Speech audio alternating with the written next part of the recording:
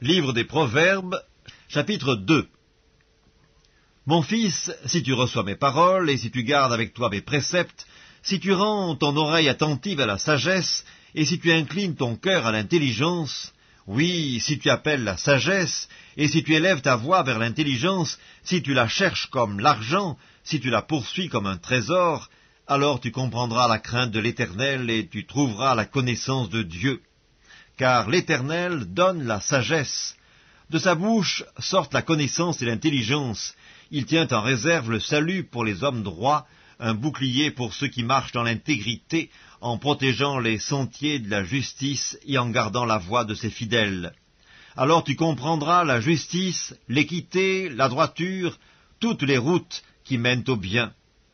Car la sagesse viendra dans ton cœur, et la connaissance fera les délices de ton âme.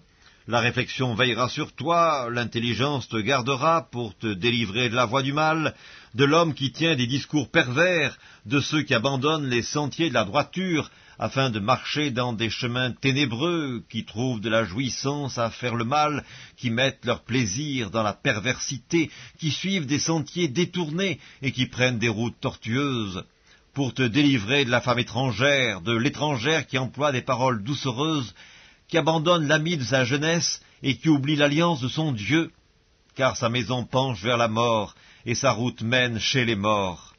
Aucun de ceux qui vont à elle ne revient et ne retrouve les sentiers de la vie.